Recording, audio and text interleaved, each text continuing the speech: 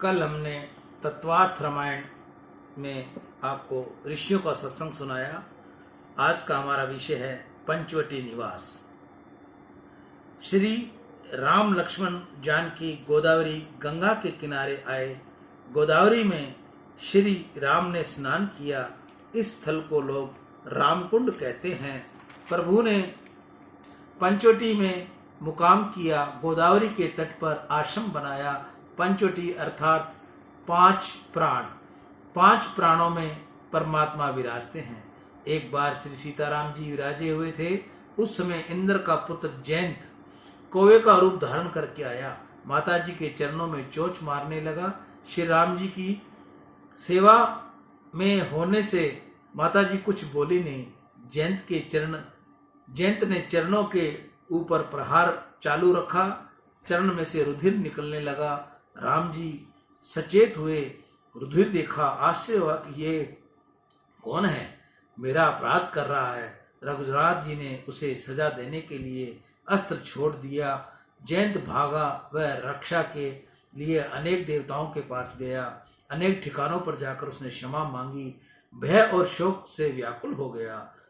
ब्रह्म धाम शिवपुर सब लोका, फिरा श्रमित व्याकुल भय शोका।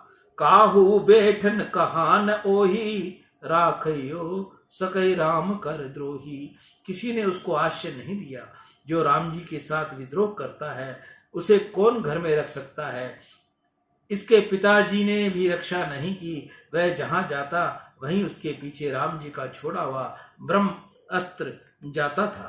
फिर जयंत बहुत घबराया। अंत में नारद जी से कहने से वह राम जी की शरण में गया। आकर चरणों में गिर पड़ा, परंतु वह भय से इतना व्याकुल हो रहा था कि उसे होश रहा ही नहीं। इस कारण उसने पैर राम जी की तरफ और मस्तक सीता जी की तरफ रहा। जयंत ने अपराध तो सीता जी का किया था, फिर भी माता जी को उसके ऊपर दया आ गई। इससे उन्होंने मस्तक उठाकर राम जी के चरणों में रख दिया। जयंत की शरणागति माता जी ने सिद्ध की। प्रभु को यह ठीक नहीं लगा। अपराधी को सजा देनी चाहिए। श्री सीता जी राम जी को मनाने लगी, आप इनको क्षमा कीजिए। श्री राम जी ने कहा, यह क्षमा करने लायक नहीं है, इसका अपराध अक्षम्य है। सीता जी ने कहा, यह लायक नहीं, परंतु आप तो लायक हो। श्री सीता माँ ने बहुत दयालु थी। प्रभु के पीछे जयंत की एक आंख फोड़ दी। परमात्मा सजा तो देते हैं परंतु दया रखकर सजा करते हैं। जयंत की दोनों आंखें नहीं फोड़ी, एक ही फोड़ी। भगवत में कथा आती है कि वामन भगवान ने भी शुक्राचार्य की एक ही आंख फोड़ी थी। वामन भगवान ने राजा बलि के 3 पग पृथ्वी मांगी। राजा बलि दान का संकल्प करने को तैयार हो गए। राजा बलि के गुरु शुक्राचार्य एकटक नजर से वामन भगवान को निहार रहे थे। वह समझ गए थे कि ये कोई साधारण ब्राह्मण नहीं, परमात्मा ही है। देवताओं का कार्य करने के लिए वामन रूप में प्रकट हुए हैं। उन्होंने राजा बलि को सावधान करते हुए कहा, गृहस्थ को विवेक से दान देना चाहिए। ऐसा दान नहीं देना चाहिए जिसको दिए पीछे घर के लोग दुखी हों। इनको 3 पग दोगे तो तुमको खड़े रहने की भी जगह नहीं मिलेगी। परंतु राजा बलि नहीं माने। तब शुक्राचार्य ने दान का संकल्प करवाने की मनाही की, परंतु राजा बलि के कहने पर वामन जी दान का संकल्प कराने लगे। उन्होंने राजा बलि से कहा, इस झाड़ी में से जल पधराओ। इस दान का संकल्प न हो सके, इसलिए शुक्राचार्य ने सूक्ष्म रूप में झाड़ी में प्रवेश किया और वह झाड़ी की टोटी में घुसकर बैठ गए। झाड़ी में से जल बाहर नहीं आया। वामन महाराज समझ गए। इसमें धर्म की एक सप्लाई लेकर झाड़ी की टोटी में डाली।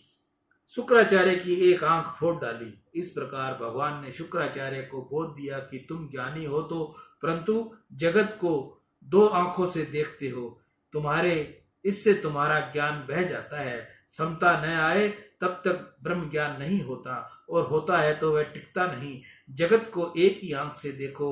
2 आंखों से भेदभाव से देखोगे तो आंखें बिगड़ेंगी।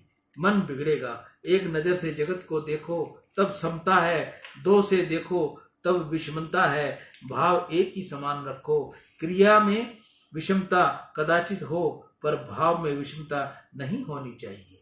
जो दो प्रकार की आंखों से जगत को देखता है वह उसका जीवन बिगड़ता है। ये काला है, ये गोरा है, ये जवान है, ये बुढ़ा है। जिसकी आंख में ऐसी विषमता है उसका मन बिगड़ता है। राम जी ने जयंत की एक आंख फोड़ी, उसको अंधा नहीं किया। प्रभु ने ज्ञान दिया कि बेटा तू सबको एक ही आंख से देखने की टेक डाल। जो सबको एक ही आंख से देखता है उसका जीवन मंगलमय होता है। सबको एक ही आंख से देखो। सबको एक ही आंख से देखना, इनका क्या तात्पर्य है? एक ही ईश्वर सब में है, ऐसी दृष्टि रखकर सबको देखना। एक में ही भगवान रहते हैं, ऐसे भाव से देखे तो समान भाव कहते हैं। एक ही ईश्वर अनेक रूपों में कीड़ा करते हैं। इस प्रकार देखो उसको समता कहते हैं। यह मेरा और यह दूसरे का, ऐसी दृष्टि से मत देखो। किसी के साथ कपट न करो। यह सब भगवान का अंश स्वरूप है, ऐसा मानो। इस गांव के लोग तो बहुत अच्छे दिखते हैं। पीछे से कोई आता है तो स्थान न होते हुए भी उसके लिए स्थान देते हैं। कितने ही तो हाथ ऊंचा करके बुला भी लेते हैं कि यहाँ आओ, यहाँ आओ। यह जगह छोड़ रखी है। कथा में दूसरा को स्थान देते हैं। उनके ऊपर जाने पर बहुत अच्छी जगह मिलती है, परंतु होता ऐसा है कि अपना संबंधी आए तो उसको स्थान देते हैं, पराया कोई आए तो उसे पग फैलाकर बैठ जाते हैं। मनुष्य दो आंख से जगत को देखता है, यह मेरा है और यह पराया है। एक ही आंख से जगत को देखने का अभ्यास कर डालो। ज्ञानी महापुरुष एक ही आंख से जगत को देखते हैं, सब में राम ही रमण करते हैं। ऐसी निष्ठा रखो कि मैं जिस देवता की भक्ति करता हूँ, जिस देवता की मैं पूजा करता हूँ, वह देव मेरे घर का सिंहासन पर ही बैठे हैं। ऐसा नहीं, वह सब में विराजते हैं। उसी की सत्ता से इस जगत की सत्ता है। सर्वव्यापक परमात्मा का अनुभव करने वाले का ही मन बिगड़ नहीं पाता। परमात्मा श्री रामचंद्र जी की लीला मानव समाज का कल्याण करने के लिए ही है। रामचंद्र जी ने रावण को मारने के लिए नहीं आए। श्री राम को काल के भी काल है। राम जी ने संकल्प मात्र से ही रावण न रहा। रावण को मारने के लिए प्रभु का प्रगट्य नहीं। राम जी मानव समाज को धर्म का विचक्षण देने के लिए प्रकट हुए। मनुष्य का आचरण राम जी के जैसा होना चाहिए। श्री राम वन में रहकर तप करते थे। वनवास के बिना वासना का विनाश होता नहीं। मनुष्य समाज में रहकर मानव होना सरल है, परंतु विलासी लोगों के संग रहकर वासना का विनाश करना अशक्य है। वासना का विनाश करने के लिए थोड़े दिन वन में रहना आवश्यक है। ग्रंथों में ऐसा वर्णन आया है कि गृहस्थ का गृह भोग भूमि है। घर में काम के परमाणु रहते हैं। गृहस्थ में घर के पाप रहता है। गृहस्थ घर में विषमता भी करता है। विषमता किए बिना मन मानता ही नहीं। विषमता में से ही वैर का जन्म होता है। विषमता में से ही पाप उत्पन्न होता है। सब में समभाव रखने से ही मन शांत रहता है। वासना का विनाश वन में रहकर तप करने से ही होता है। 12 मास नहीं तो 12 महीनों में कम से कम आधा महीना वन में रहने की आवश्यकता है। सरकार भी तो छुट्टी देती है, परंतु छुट्टी मिलने पर कितनों को ही आदत है कि अधिक बिगड़ जाती है। आलस्य में, आराम में, मौज शौक में छुट्टियां व्यतीत करते हैं। तुमको ये छुट्टी मिले तब गंगा किनारे, यमुना किनारे, नर्मदा के किनारे किसी सात्विक भूमि रहकर साधन करो। घर की भक्ति भले ही हो, परंतु घर में भक्ति बढ़ती नहीं। घर में काम के परमाणु फिरते हैं और ये भक्ति में बहुत विघ्न करते हैं। मार्कंडेय पुराण में रामायण की कथा है। महर्षि व्यास की ऐसी पत्ति है कि प्रत्येक पुराण में कुछ निमित्त में से श्री रामचरित्र का वर्णन करते हैं। कोई पुराण ऐसा नहीं जिसमें व्यास जी ने राम कथा न की हो। प्रत्येक पुराण में श्री राम कथा आती है। कहीं कुछ थोड़ा हेर फेर भी होता है। मार्कंडेय पुराण में व्यास जी ने वर्णन किया है। वन में फिरते थे, उस समय एक बार श्री राम लक्ष्मण जानकी एक क्षेत्र में प्रवेश कर रहे थे। छोटी सी पगडंडी थी। वह ऐसी भूमि थी कि इसमें आने के बाद लक्ष्मण जी के मन में थोड़ा कुभाव आया। लक्ष्मण जी के मन में विचार आया कि केकई ने राम को वनवास दिया है, मुझे नहीं। मुझे वन में भटकने की क्या आवश्यकता है? मैं राजा का पुत्र हूँ, मैं राजमहल में रहकर सुख क्यों नहीं भोगूं? मैं भाई के पीछे पीछे चलता हूँ, परंतु बड़े भाई का मेरे ऊपर प्रेम कहाँ है? भाभी तो बैठी रहती है, सारा काम तो मुझे ही करना पड़ता है। इन लोगों का मेरे ऊपर तनिक प्रेम नहीं। इन्होंने किसी दिन मुझसे पूछा भी नहीं कि लक्ष्मण तूने भोजन किया या नहीं, तूने निंद्रा ली या नहीं। इसके पीछे मुझे वन में भटकने की क्या आवश्यकता है? लक्ष्मण जी के मन में सीता जी के प्रति ऐसा कुभाव आया। श्री रामचंद्र जी ने जान गए कि लक्ष्मण का मन आज थोड़ा बिगड़ा हुआ है। श्री रामचंद्र जी ने लक्ष्मण जी को आज्ञा की, लक्ष्मण इस क्षेत्र में थोड़ी सी मिट्टी ले लो। लक्ष्मण जी ने थोड़ी मिट्टी ले ली, उसकी पोटली बनाकर अपने साथ रख ली। यह मिट्टी जब जब लक्ष्मण जी के पास होती है तब तक लक्ष्मण जी के मन में बुरा विचार आता था कि श्री राम जी की सेवा करने की मुझे क्या आवश्यकता है? मैं घर लौट जाऊं, अर्थात अयोध्या चला जाऊं। मेरी पत्नी उर्मिला वहां है, मैं वहां सुख भोगूं। राम जी के पीछे पीछे भटकने से मुझे कोई लाभ नहीं। लक्ष्मण जी स्नान करते समय पोटली को अलग रख देते थे। स्नान करते ही मन पवित्र हो जाता और उस समय उसके मन में ऐसा विचार आता कि श्री सीताराम जी तो प्रत्यक्ष परमात्मा है, मुझे इनकी सेवा का लाभ मिला है, मुझे संसार का कोई सुख भोगना नहीं है, मुझे अपना जीवन सफल करना है। मिट्टी की पोटली पास होती है, उस समय लक्ष्मण जी के मन में बुरा विचार आता था और उस मिट्टी को छोड़ देते थे। उस समय मन पवित्र भावना जाग जाती थी। 3-4 दिन तक ऐसा होता रहा। लक्ष्मण जी को आश्चर्य हुआ। अंत में एक दिन लक्ष्मण जी ने श्री राम जी से पूछा कि मुझे ऐसा क्यों होता है? लक्ष्मण जी ने राम जी से कहा, लक्ष्मण जी ने राम जी से ऐसा होने का कारण पूछा। राम जी ने कहा, लक्ष्मण तुम्हारा मन तुम्हारा दोष नहीं, ये मिट्टी का उसका कारण है। ये मिट्टी तुम फेंक दो। जिस मिट्टी में जो काम होता है उसे परमाणु उस भूमि में और उस भूमि के वातावरण में रहते हैं। जिस भूमि में जो काम होता है उसके परमाणु उस भूमि में और उस भूमि के वातावरण में रहते हैं। यह जिस क्षेत्र की मिट्टी है उस क्षेत्र में बहुत वर्ष पहले शुद्ध और उपशुद्ध नाम के 2 राक्षस रहते थे। श्री रामचंद्र ने शुद्ध उपशुद्ध की समस्त कथा सुनाई। ये दोनों सगे भाई थे, दोनों के बीच अतिशय प्रेम था। इन दोनों राक्षसों ने उग्र तपस्या की। उनके तप से ब्रह्मा जी प्रसन्न हो गए। ब्रह्मा जी ने कहा, वरदान मांगो। दोनों भाइयों ने मांगा कि हमको कोई मार न सके ऐसा वरदान दो। ब्रह्मा जी ने कहा, जिसका जन्म होता है उसको मरना ही पड़ता है, तुम मरने का कोई कर्म रखो। दोनों भाइयों के बीच अतिशय प्रेम था, इस कारण दोनों ने विचार किया कि हमें कोई भी दिन विरोध होना नहीं, वैर भी होना नहीं। इसलिए किसी भी दिन हम एक दूसरे को मारने वाले हैं नहीं, इसलिए हम अमर होने का उपाय ठीक है। इस प्रकार मरने की बारी भी रह जाती और कभी मरण संभव भी नहीं होगा। ऐसा विचार करके उन्होंने ब्रह्मा जी से मांगा कि हमको दूसरा कोई नहीं मार सके। हम दोनों भाइयों के बीच किसी दिन झगड़ा हो तो भले ही हमारा मरण हो जाए, परंतु अन्य कोई भी हमको मार सके नहीं, ऐसा वरदान दीजिए। ब्रह्मा जी ने कहा, ऐसा ही होगा। तब के प्रताप से दोनों राक्षसों की शक्ति बहुत अधिक बढ़ गई थी। शक्ति का दुरुपयोग करे वही राक्षस, शक्ति का सदुपयोग करे वह देवता। तुम राक्षस हो या देवता हो, इस बात का तुम्हें विचार करके निश्चय करो।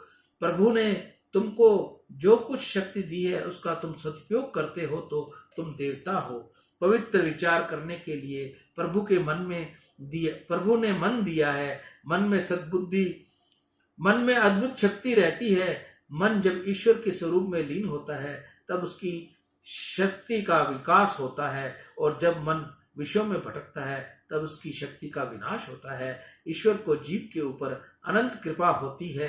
प्रभु ने जीव को शक्ति के अलावा और भी अधिक दिया है, परंतु जीव उसका उपयोग करना नहीं आता। इन राक्षस भाइयों की शुद्ध और उपशुद्ध की शक्ति बहुत बढ़ गई। तब वे इंद्रादि देवताओं को त्रास देने लगे।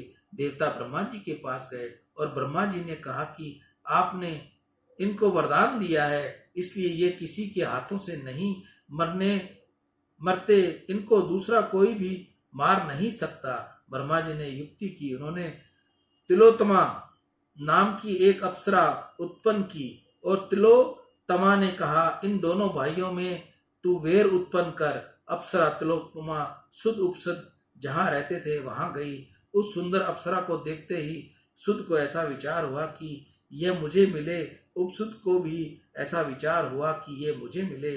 इन दोनों भाइयों में झगड़ा होने लगा। अप्सरा ने कहा, मैं तुम में अच्छा लगे उस एक के साथ लगन करने को तैयार हूं। शुद्ध उपसुद्ध के कहने लगे, यह मेरी है, यह तेरी भाभी है। उपसुद्ध ने कहा, यह तेरी भाभी है, यह मेरी है।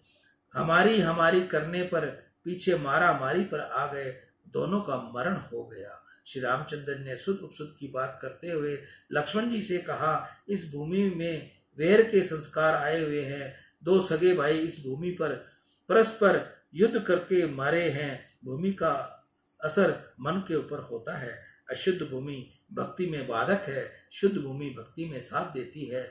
गृहस्थ का धर्म है कि वह 12 महीनों में अधिक नहीं तो एक आधा महीना ही कोई पवित्र तीर्थ में रहकर साधन करे, एकांत में रहकर कोई सत्कर्म करे, सादा भोजन करे।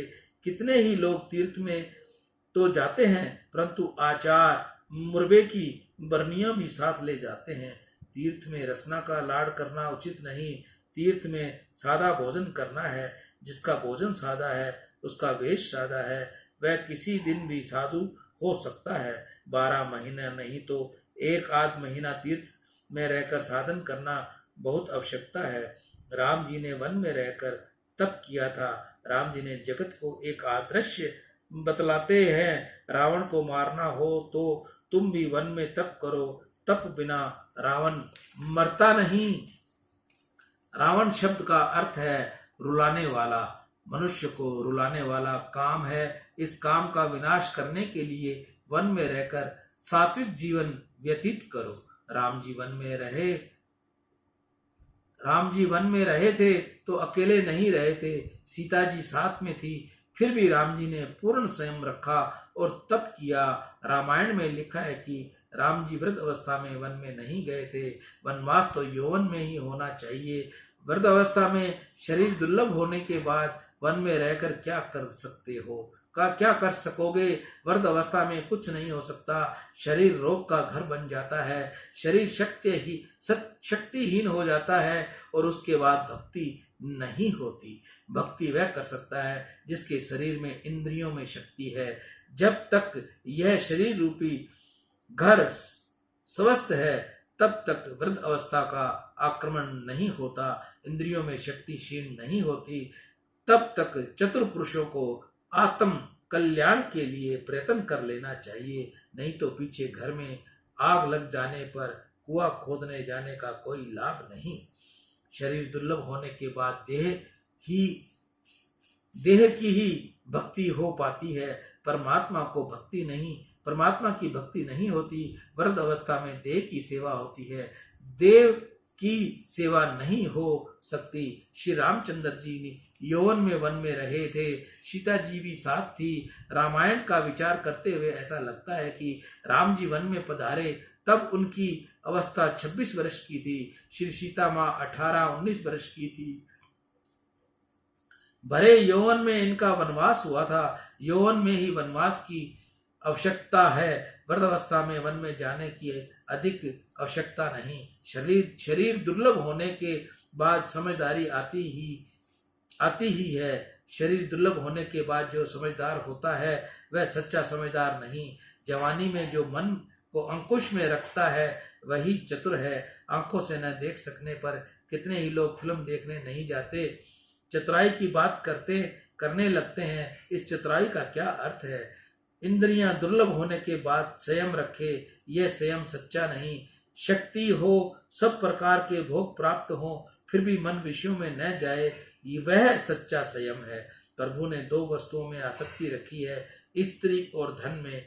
इन दोनों में आसक्ति रूप से मद रहता है। इन दोनों से बचना चाहिए। इन दोनों वस्तुओं में माया है। इन दोनों वस्तुओं में मन की रक्षा करो। अनेक प्रकार मनुष्य तन द्वारा काम का त्याग कर देता है, परंतु मन से त्याग नहीं करता। मनुष्य विषयों का शरीर से भी त्याग कर देता है, परंतु मन से दंभ है। संसार के विषयों में मन दौड़ने तो मन को समझाओ कि विषयों में विषय है। अरे संसार के विषयों में जहर से भी अधिक भयंकर है। जहर तो खाने पर भी मनुष्य मरता है, जहर का चिंतन करने से कोई नहीं मरता, जबकि संसार के विषयों का चिंतन करने मात्र से ही मनुष्य का विनाश हो जाता है। खराब विचारों से मनुष्य का जितना नुकसान होता है उतना अन्य किसी से नहीं होता। सुखी होना हो तो संयम करो, शरीर में शक्ति हो जब तक धीरे धीरे संयम बढ़ाना। मनुष्य को सब प्रकार से सुख देने वाला संयम सुख मिलता है। संयम से सुख मिलता है, सदाचार से सुख मिलता है, अच्छे संस्कारों से सुख मिलता है, प्रभु की भक्ति से सुख मिलता है, त्याग से। संयम और वैराग्य खूब बढ़ाओ। मानव को संपत्ति से थोड़ा सुख मिलता है, संयम से अधिक अतिशय सुख मिलता है। संपत्ति से शांति नहीं मिलती, संपत्ति से तो विकार वासना बढ़ती है। विषय सुख के त्याग से ही विकार वासना का धीरे धीरे नाश होता है। एक बार त्याग करने के बाद विषय सुख की इच्छा करो नहीं। एक बार जिस विषय का त्याग कर दिया, वह सुख अथवा वह विषय भोगने की दोबारा इच्छा हो तो वह वमन किए हुए खाने जैसा है। विषय में संयम बिना दिव्यता आती नहीं। श्री रामचंद्र जी ने जगत को दिव्य आदर्श बतलाया है। पंचवटी में श्री राम जी गोदावरी गंगा के स्नान करते, भगवान शंकर की पूजा करते, त्रिकाल संध्या करते, ऋषि मुनियों का सत्संग करते और कंदमूल फल का सेवन करते। सियावर राम जय जय राम, मेरे प्रभु राम जय जय राम। जय मंगल भवन अमंगल हारी, द्रवौ सुदशरथ अजर बिहारी। दीन दयाल विरुद्ध संहारी, हरहु नाथ मम संकट भारी। पंचवटी निवास प्रभु की कथा का यहाँ विश्राम पूरा हुआ। कल हम आपको कथा सुनाएंगे राम गीता। कल का विषय हमारा राम गीता का होगा। सियावर राम जय जय राम। मैं ईशु हरवानी तुलसी की माला गंगा दर्शन से रोज आपको गंगा दर्शन लाइव दिखाता हूँ। जिस माता बहन को असली तुलसी की माला चाहिए या अपने घर विसर्जन हुआ पौधा उसके पास पड़ा है, जिसको उसने सालों उसकी पूजा की है, उससे उसको तुलसी की माला बनवानी चाहिए, उससे जाप करना चाहिए। वो आपके लिए अत्यंत लाभकारी रहेगा। सियावर राम जय जय राम, मेरे प्रभु राम जय जय राम। राम